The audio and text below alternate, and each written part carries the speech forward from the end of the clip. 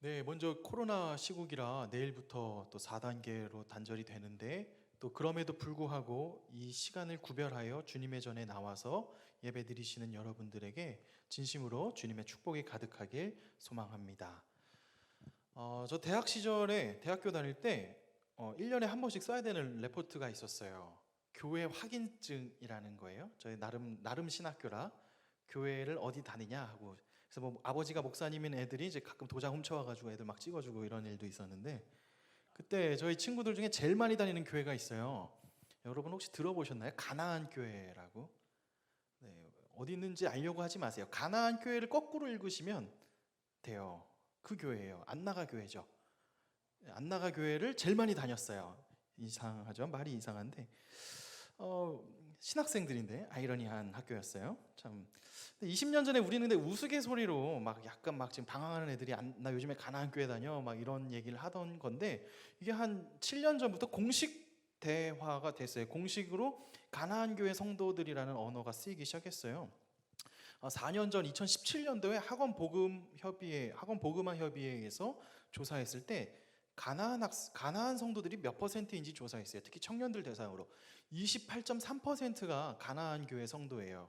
가나안 교회 성도가 누구냐 하면, 쉽게 얘기하면 나는 그리스도이냐, 종교란에 뭐 써 하면은 뭐 기독교 뭐 이렇게 쓰는데 교회는 안 나가. 안 나가는 이유는 여러 가지예요. 뭐 교회가 구리거나, 또는 교회가 그냥 귀찮거나, 또는 교회에서 뭐 상처를 받았거나 등등 수만 가지 요인이 있는데 결론적으로 교회는 안 가. 그런데 기독교인이라고 말할 수 있어 라고 하는 사람들이 가나안 교회 성도라고 말해요. 한 30% 정도가 돼요. 그들에게 일요일은 이제 그냥 일상의 날, 캠핑 가는 날, 또 그냥 카페에서 뭐 데이트하는 날 등등등등 수많은 그냥 일상 중 하나, 쉬는 날로 고정되어 있죠. 생각해보면 어린 시절에 교회부터 여기서부터 여기도 보면 어린 시절부터 교회 다닌 친구들이 꽤 있으세요. 80년, 90년대를 살아보신 분들이 많지는 않으시겠지만 그 시절 교회는 약간 낭만이 있었어요. 복음보다는 낭만이 좀 있었던 것 같아요.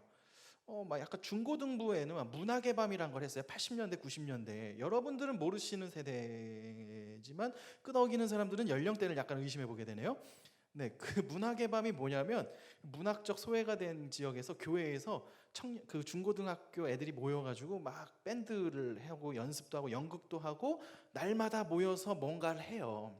뭔가 하다가 눈도 맞고 썸도 타고 님도 보고 헤어도 지고 교회도 안 나오고 또 나오고 뭐 이런 일들이 반복되는 아주 건강한 모임이 문학의 밤이에요.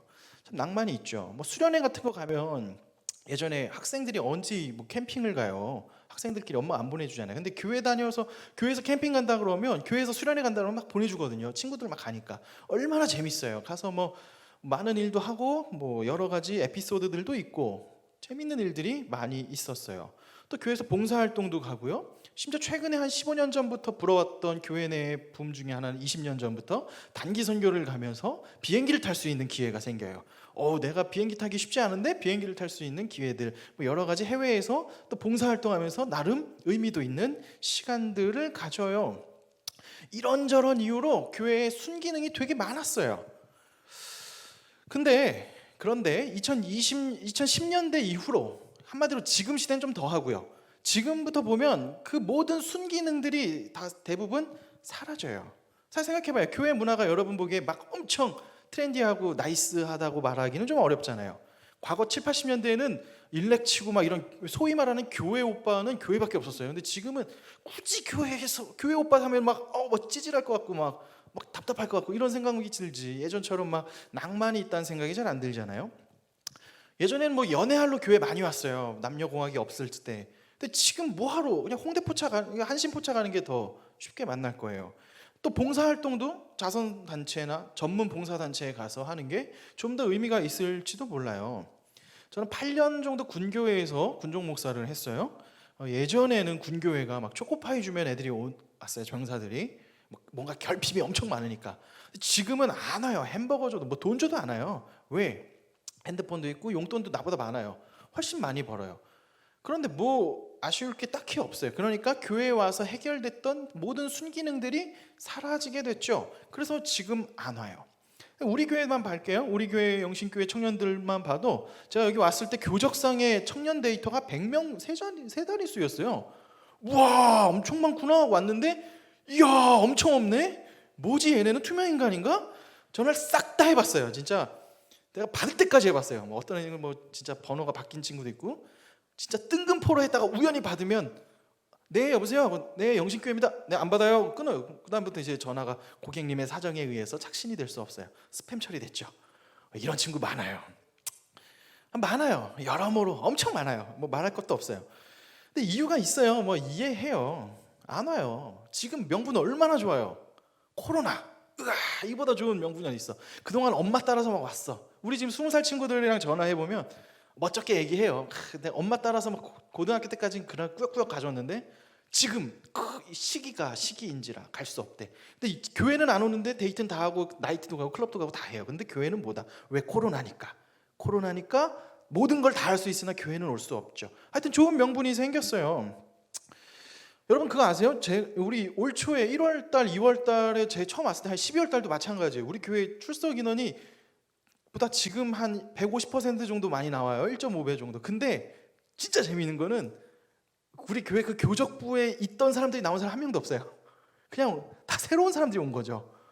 여러분 보시면 아예 뉴페이스들이 많으시죠? 뭐 기존에 어떤 집사님 아들, 딸들이 뭐 요즘에 뭐 힘들었는데 코로나 때문에 안 나오는데 나온다? 아무도 없어요.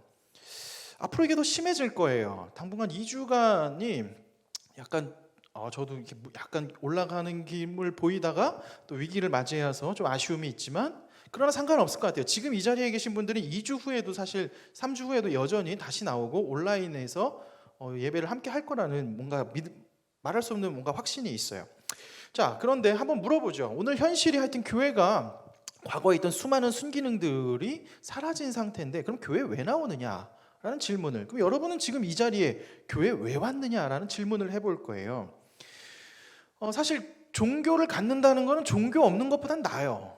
2011년도 프랑스의 철학자 알렌드 보통이 쓴 무신론자를 위한 종교라는 책이 있어요. 혹시 여러분 신앙이 없으면 한번 읽어보시고 추천해주기도 해요. 그 내용은 이제 프랑스의 종교가 막 지식인들이 욕하고 막 별로인 걸로 치부하지만 생각보다, 당신의 생각보다 유용하다. 그리고 이 문화를 이끄는데 생각보다 아주 나이스했고 생각보다 있으면 좋다라는 이야기를 그 책에서 하고 있어요. 물론 정작 본인은 무신론자이긴 하지만 종교에 대한 유익성을 이야기하고 있죠.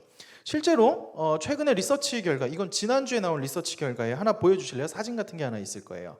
네, 이 보시면 뭐냐면요, 종교를 가진 사람과 종교 없는 사람, 파란색이 종교인이고요, 빨간색이 무종교인인데 특히 차이가 제일 많이 나는 2배 정도 차이 나는 지점이 있어요. 윤리의식, 그리고 가치관, 정체성, 그리고 목표에 대한 달성률. 이거 되게 신기하죠? 목표 달성까지 가는 그 역할까지도 한 2배수 정도 차이가 나요.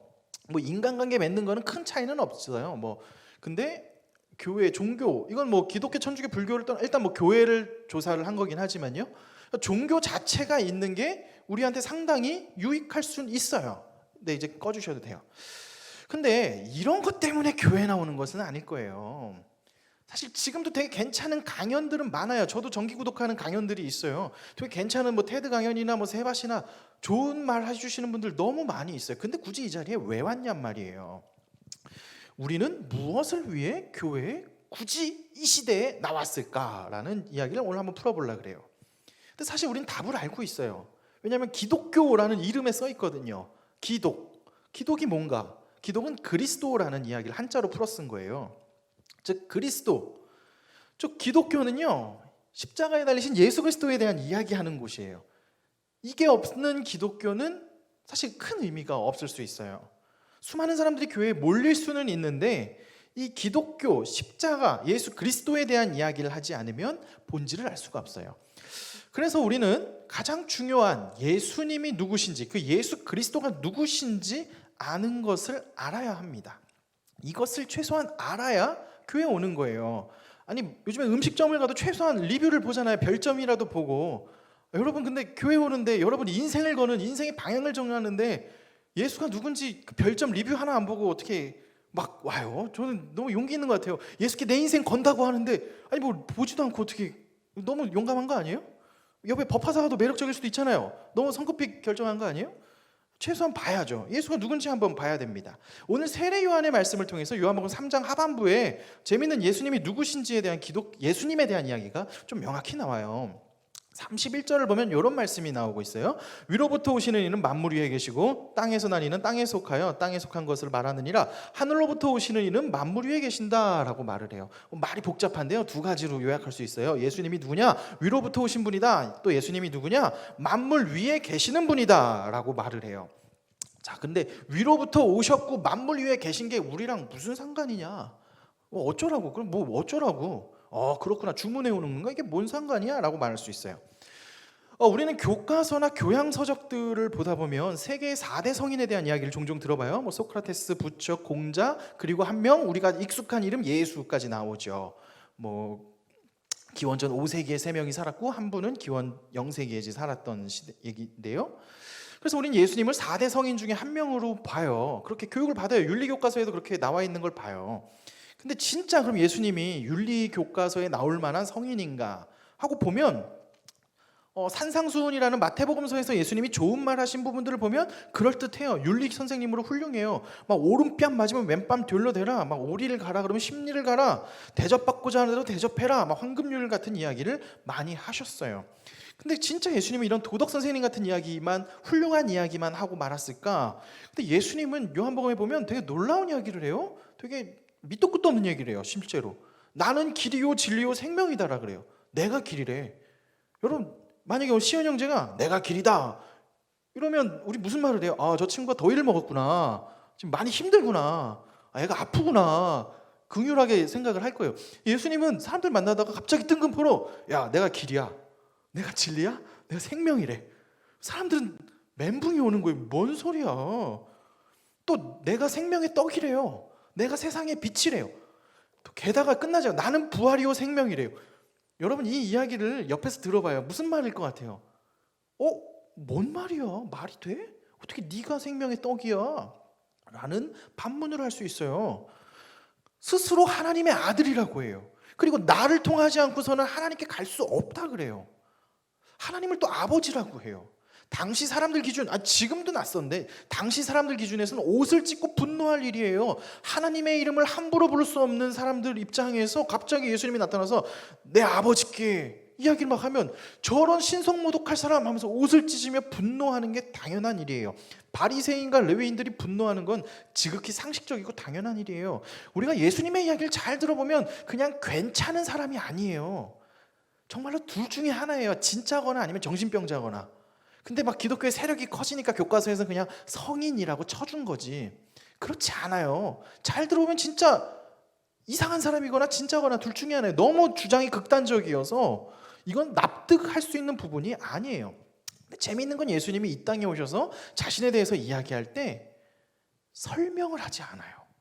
그냥 밑도 끝도 없이 선포해요. 이 선포와 설명은 달라요. 설명하고 설득하는 것은 저 사람을 논리적으로 설득해서 내가 하는 주장을 믿게끔 만드는 건데 예수님은 그런 과정을 거치지 않아요. 그냥 한마디로 말해서 그냥 질러요. 내가 길이다.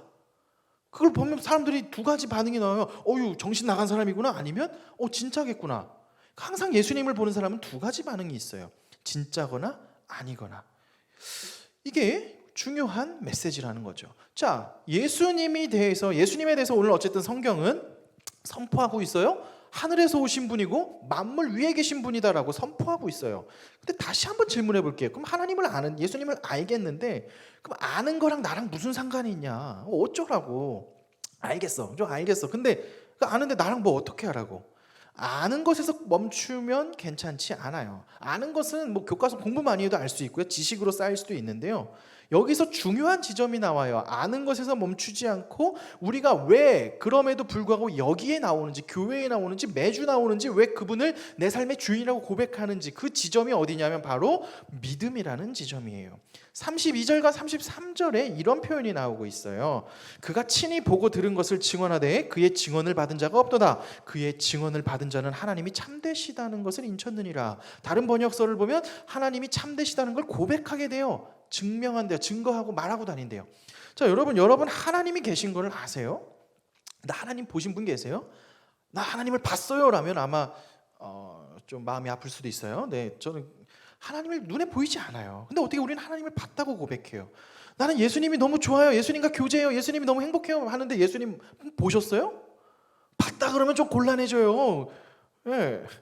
우리 보지 않아요. 보이지 않는데 보고 고백해요. 신기하죠? 이게 왜 그럴까? 이게 바로 믿음이라는 거예요. 믿음에는 결단이 있거나 또는 믿겨지거나 둘 중에 하나가 있어요.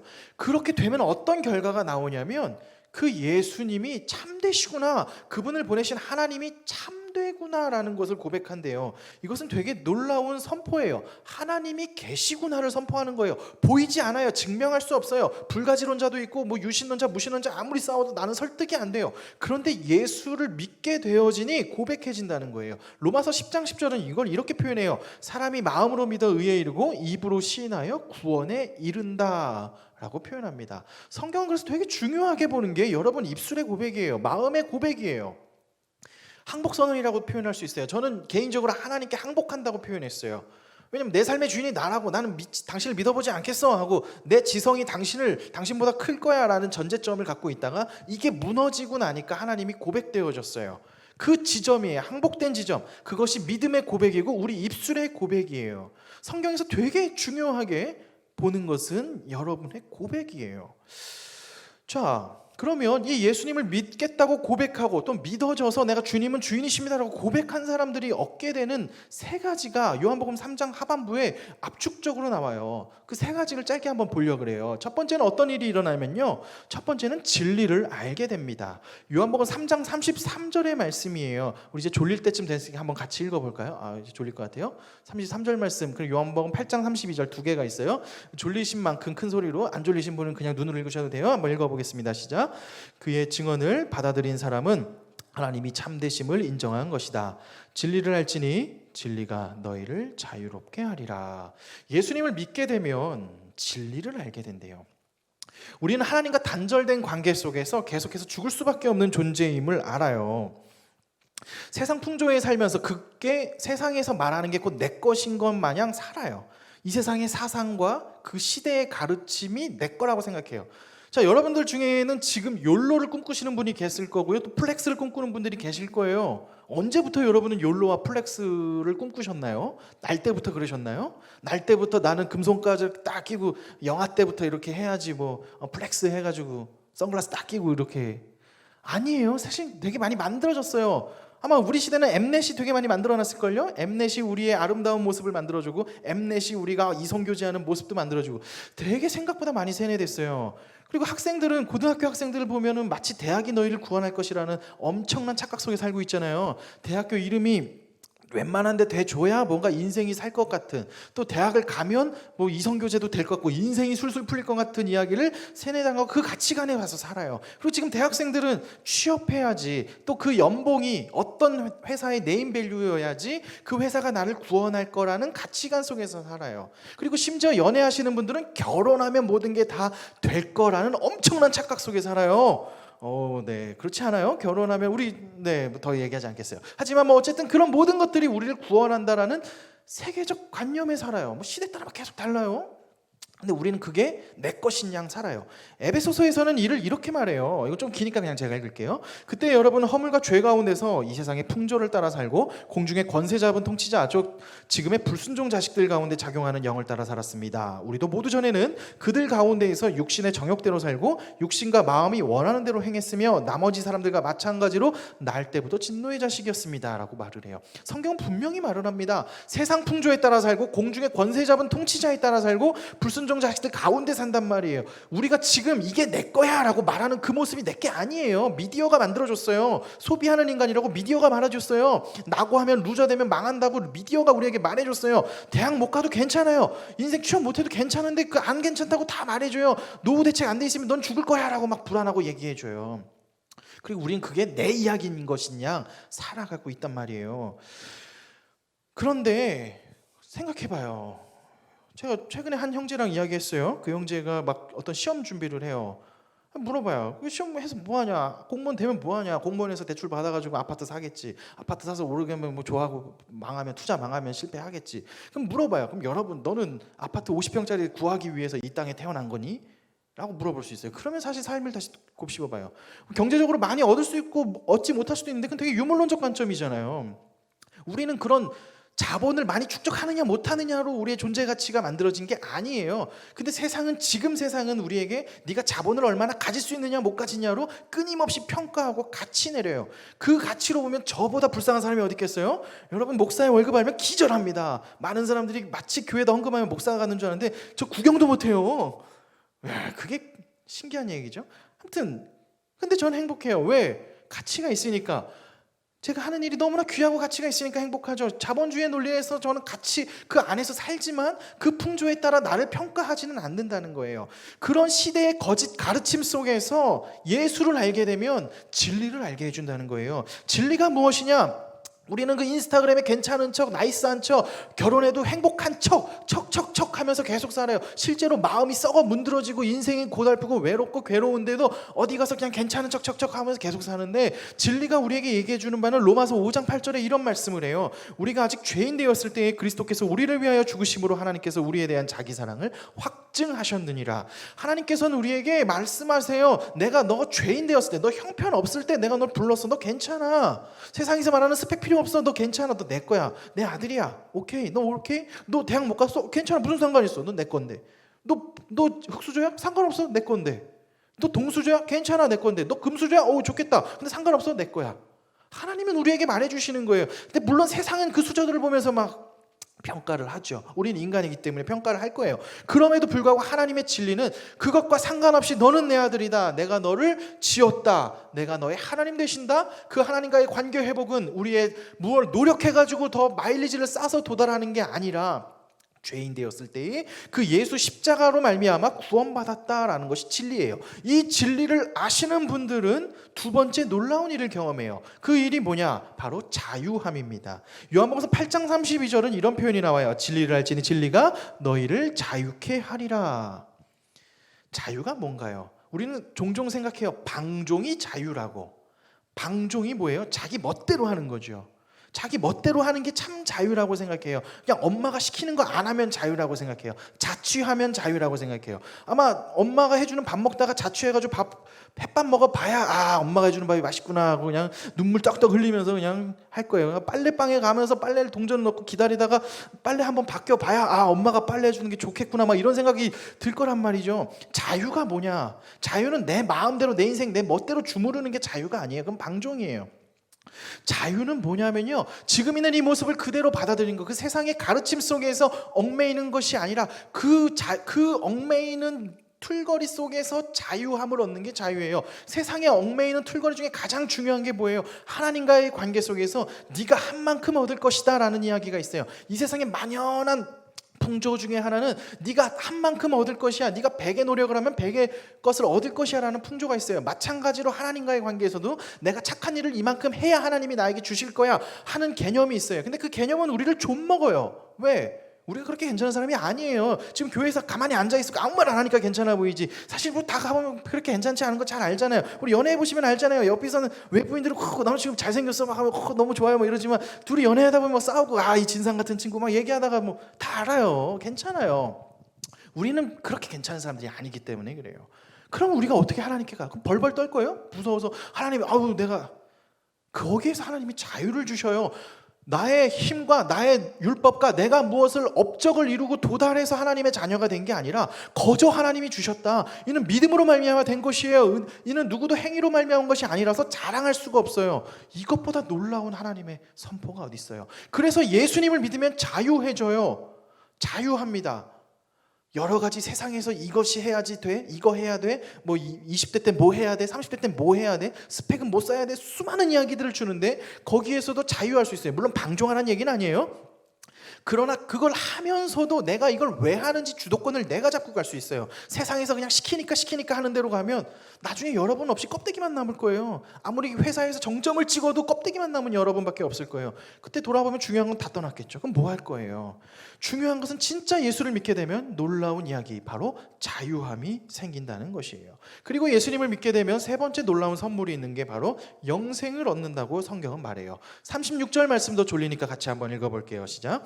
아들을 믿는 자에게는 영생이 있고 아들에게 순종하지 아니하는 자는 영생을 보지 못하고 도리어 하나님의 진노가 그 위에 머물러 있느니라. 영생이라는 개념이 좀 어려워요. 영생은 뭐라고 생각하세요? 그리스 철학에서 말하는 영혼이 불멸하는 것을 영생이라고 생각하시나요? 아니면 뱀파이어처럼 죽지 않고 뭐 계속 사는 거를 영생이라고 생각하시나요? 아니면 진시황처럼 지금의 권력을 계속 누리고자 하는 게 영생인가? 아니면 미라처럼 어쨌든 시체덩어리라도 있어야지 영생이라고 생각하시나요? 어느 한 사람이 잠자리에 들었어요. 자다가 눈을 딱 떴는데 내가 모르는 곳이에요. 여기는 어디지? 깜짝 놀랐어요. 소리를 쳤어요. 여기 아무도 없어요. 했더니 흰옷 입은 한 소년이 딱 나왔어요. 그래서 물어봐요. 이거 어디예요? 여기 어떻게 해야 돼요? 했더니 어디라고 얘기하진 않고 그 소년이 이런 얘기를 해요. 당신이 지금부터 먹고 싶은 거, 보고 싶은 거, 갖고 싶은 거는 무엇이든지 말씀하세요. 다 갖다 드리겠습니다. 여기에서는요 모든 걸 다 가질 수 있어요. 그러자 그는 평소에 갖고 싶었던 수많은 플렉스한 것들을 막 달라 그래요. 막 3천만 원짜리 가방도 달라 그러고 먹고 싶었던 케이크도 달라 그러고 뭐든지 먹고 다 소유해봤어요. 그러니까 그는 정말 좋은 곳에서 좋은 것을 먹고 좋은 것을 다 가지면서 한마디로 주지육림에 빠졌어요. 밤에는 황금으로 된 침대에서 잠을 자면서 야 진짜 내가 내 생에 갖지 못한 걸 다 가져보는구나 하고 막 했어요. 그래서 그는 속으로 생각했어요. 야 내가 천국에 와서 너무 다행이다. 다 가져보네 하는 생각을 했죠. 근데 얼마 지나지 않아서 먹고 마시고 갖는 것에 실증이 났어요. 맨날 모든 걸 다 가질 수 있으니까 재미가 없는 거예요. 그래서 다시 흰옷 입은 소년을 불렀어요. 자, 내가 이제부터 뭘 좀 해보고 싶은데 내가 뭘 할 수 있을까요 여기서? 했더니 소년이 말했어요. 미안합니다. 여기서 당신이 할 수 없는 것 한 가지가 있는데 바로 그것은 무엇을 하는 것, 그것만은 할 수 없어요. 그건 당신께 해드릴 수 없어요. 대신에 먹고 싶은 거 갖고 싶은 거 다 갖다 드릴게요. 그러니까 이 남자가 투덜대요. 이거 너무 심심해서 미치겠다고. 천국이 이런 거면 내가 지옥에 가지. 너무한 거 아니에요? 라고 했더니 소년이 웃으면서 얘기했어요. 지금 당신은 지금 어디에 있다고 생각하세요? 라고 물어본 거죠. 이 이야기에서 나온 거는 본인이 이제 지옥에 있는 건데 지옥에 있는 것을 인지하지 못한다. 우리 흔히 지옥 하면 막 고통과 맨날 이런 생각을 하는데 사실 여기 이 소설에서 말해주고 있는 지옥의 개념은 또 되게 생소하지만 우리에게 생각할 것을 한번 생각해 주게 해요. 소유가 많으면 행복할까요? 사실 여러분도 알잖아요. 홈쇼핑이나 뭐 인터넷에서 쇼핑하면 저도 그래요. 언제까지 제일 즐거운지 아세요? 택배가 오는 그 순간, 택배 어디까지 하나 딱 왔나. 그래서 딱 뜯는 순간 즐거움이 사라져요. 신기하죠? 그리고 또 뭘 시키면 오는 그 시간까지 즐겁지. 딱 보는 순간 막 최근에 한국에서 미국에서 직구를 했는데 그게 북한으로 갔대요. 북한으로 애플 북한에 가가지고 막 오는 돌아오는 그 과정을 얘기해. 아마 그 사람은 받기 전까지 막 쪼이고 받을 수 있을까 하면서 기뻐했겠죠. 그리고 돌아오니까 너무 기뻤겠죠. 그럼 막상 뜯고 쓰다 보면 우리는 알아요. 소유가 우리를 기쁘게 하지 않는다는 거. 그럼 영생은 뭐냐? 요한복음 17장 3절은 영생을 구체적으로 이렇게 말해요. 같이 한번 읽어볼게요. 영생은 곧 유일하신 참 하나님과 그가 보내신 자 예수 그리스도를 아는 것이니이다. 즉 영생은요 무엇을 많이 갖거나 계속 영혼이 불멸돼서 이 상황이 계속 지속되는 거나 쾌락을 계속 누리는 것을 이야기하지 않아요. 성경에서 말하는 영생은 하나님과의 단절된 관계가 새롭게 된 것을 말해요. 죽을 수밖에 없는 인간이 하나님, 예수님을 통해서 하나님의 자녀가 되어서 새로워진 그 관계가 영생이라는 말이에요. 그러니 영생은 현재의 삶을 반영해요. 영생을 누린다는 것은 지금 하나님과 내가 동행한다는 것이에요. 지금 내가 하나님과 동행하기 때문에 그 진리의 말씀이 나를 가르치기 때문에 세상 풍조의 가르침 때문에 내가 좌우로 쓰러지지 않는 거예요. 세상에서 넌 불쌍해서 어떡하니? 거기에 내가 현혹되지 않아요. 나는 불쌍한 사람이구나 하고 그냥 쭈구리처럼 사는 게 아니에요. 하나님이 나에게 이 상황을 왜 주셨을까? 여기서 무엇을 원하실까를 끊임없이 고민하고 나가는 게 영생을 누리는 삶의 자세겠죠. 즉 영생은 하나님과의 회복된 관계를 이야기하는 거예요. 그러니 예수님을 모르는 자는 영생을 보지 못하니 이미 심판을 받은 것이에요. 요한복음 3장 18절은 이에 대해서 이렇게 얘기해요. 그를 믿는 자는 심판을 받지 아니하는 것이요 믿지 아니하는 자는 하나님의 독생자의 이름을 믿지 아니함으로 벌써 심판을 받은 것이라. 로마서 1장 26절은 이걸 구체적으로 또 이렇게 얘기해요. 이 때문에 하나님께서 그들을 부끄러운 욕심에 내버려 두셨다. 한마디로 심판 상태가 뭐냐? 그냥 네 마음대로 살아라 해요. 우리는 네 맘대로 살면 되게 행복할 거라고 생각하잖아요. 우리는 알죠. 수많은 주지웅림을 누렸던 수많은 황제들의 역사의 이야기들, 그들의 말로가 행복했나? 그렇지 않아요. 저는 역사를 개인적으로 좀 좋아해요. 특히 요즘에 중동 이슬람 문화권의 역사를 봤는데 되게 재미있는 게, 왕이 되기 위해서는 조건이 뭐냐면 형제를 다 죽여야 돼요. 형제끼리 서로 죽고 한 명만 살아남는 게 술탄이 되는 룰이에요. 되게 끔찍한데 그게 당연시되어 있는 세상이에요. 절대 권력자들 아들과 아버지가 서로 죽고 죽이고, 왜? 내가 살기 위해서. 뭐 그리고 막 별의별 권모술수가 일어나는 것들의 역사에서 흐름을 봐요. 세상 풍조에서 사는 게 완성이라고 한다면 그게 정답이겠죠. 근데 과연 그것일까? 성경은 말해요. 그 세상 풍조에 따라 사는 게 심판의 상태라고. 그냥 그렇게 세상에 살면서 열등감과 우월감 속에서 허덕이면서 하는 거라고. 내가 벤츠를 타면 국산차 타는 애들 앞에서 야, 나 이 벤츠 탄다 하고 우월감을 갖지만, 벤틀리 타는 사람 앞에서는 쭈구리가 돼.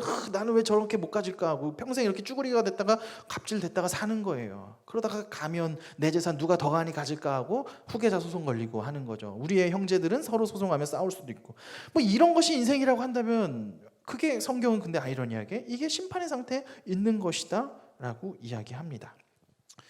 도스토옙스키는 말하죠. 인생은 고난의 연속이라고. 그리고 또 말해요. 인생은 멀리서 보면 희극이고 가까이서 보면 비극이라고. 우리 인생이 생각보다 괜찮아 보이는 것 같고, 내가 생각보다 인스타에 있는 것처럼 아름답고 다 괜찮아 보이지만, 우리는 실상을 알아요. 실상은 얼마나 힘들고 어려운 일들이 많다는 것을. 하나님께서는 그 자리에 그냥 너 혼자 알아서 살아라고 내버려두는 게 심판이라는 거예요. 그러니 예수님을 믿는 자에게는 그 심판에서 면하는, 그 예수님과 함께 더불어 그 심판에서부터 면하는 기쁜 일들이 우리에게 있다는 것이에요. 이게 교회에 나와서 예수님을 믿게 되는 세 가지의 특권들이 있어요. 물론 이 뒤에 자세한 이야기는 뒤에 요한복음 나오면서 다시 나올 건데요. 이제 말씀을 좀 맺어볼게요. 코로나가 급증하면서 이 가난한 성도가 급증하는 이 시대에 교회에 나오지도 않아도 될 아주 훌륭한 명분이 있는데도 여러분들은 지금 교회에 나오셨어요. 저 오늘 한 10명 정도 나올까 생각했는데 지난주랑 비슷하게 나와서 깜짝 놀랐어요, 사실. 왜 나오시는가? 저는 여러분들이 예수 그리스도 때문에 나온다고 확신합니다. 그게 아니면 이 자리에 있을 수 없을 거예요. 그게 아니면 뭐 겉으로 화려하게 표현되고 표현되지 않는 사람이라 할지라도 이제 이 나이 먹고 엄마가 가라 해서 나오는 친구는 없을 거예요. 물론 사랑하는 님 때문에 나오는 경우도 종종 있지만 뭐 어때요? 님 보러 왔다 주님 만나면 되는 거지. 저는 그 친구들이 꼭 주님 만나길 은혜 되고 그 님이랑도 평생 오래오래 검은 머리 파뿌리 될 때까지 행복하길 바래요. 네, 너무 좋습니다. 예수님을 혹시 모른다면 그 예수님을 믿으세요. 교회에 나오는 본질의 이유이자 우리가 지금 이 시대에도 그리고 앞으로도 또 다음 주에도 온라인으로라도 예배를 계속 드리는 이유, 바로 기독교 예수 그리스도 때문임을 기억하고 나가길 바라겠습니다. 다음 주부터는 메시지를 좀 강하게 하기보다는 좀 말랑말랑하게 할 거예요. 듣다 보면 이게 설교인가 인성교육인가 뭐 등등, 뭐 저도 좀 고민을 많이 하고 있는데요. 하여튼 이렇게 줌으로 해보려고 해요. 줌으로 하고 그걸 유튜브로 실시간으로 내보내면서 같이 볼 수 있게 좀 소통을 하고 싶어요. 그래서 혹시 뭐 정 안 되면 유튜브에 올라오면 저도 실시간으로 계속 보면서 할게요. 막 댓글 달고 하시면 제가 최대한 피드백을 좀 할게요. 혼자 일방적으로 지금처럼 막 선포하고 딱 때리고 안녕 하고 기도하고 왜 이렇게 하는 거 끝나는 게 아니라, 다음 주부터는 막 으악 하고 기도하는 거 안 할 거예요. 이건 같이 있으니까 하는 거지. 저 사실 저 그런 건 잘 안 맞아요. 네, 비밀이지만 네, 하기 싫어요. 네, 네 합니다. 어쨌든 네, 다음 주는 좀 소통 온라인으로라도 소통 같이 했으면 좋겠어요. 그래서 뭐 얘기 나누고 하다가 말씀을 제가 짧게 계속 선포하고 하다가도 뭐 질문이 있거나 뭐 쓸데없는 질문도 좋아요. 뭐 어디가 맛집이에요? 그럼 딴 사람이 답글 달아주겠죠. 어디 맛있어요? 하고 뭐 그렇게 열심히 달아주시고 하는 시간들 됐으면 좋겠습니다. 자, 2주간 못 볼 건데 2주가 4주가 될 수도 있고 언제가 될지 몰라요. 저도 모르지만 다시 보는 그날까지 다시 또 건강하게 보시고, 커플들은 싸우지 마시고 데이트 잘하시고, 우리 교회에서 또 오시는 수많은 형제자매님들 삶의 자리에서 또 직장에서 수많은 어려움들이 있겠지만 그럼에도 불구하고 하나님과 동행하면서 내가 이 자리에 왜 있는지, 하나님이 여기에 나를 왜 불렀는지 생각하고 준비하는, 젊음을 낭비하지 않고 준비하는 여러분 되시길 주님의 이름으로 축원합니다. 우리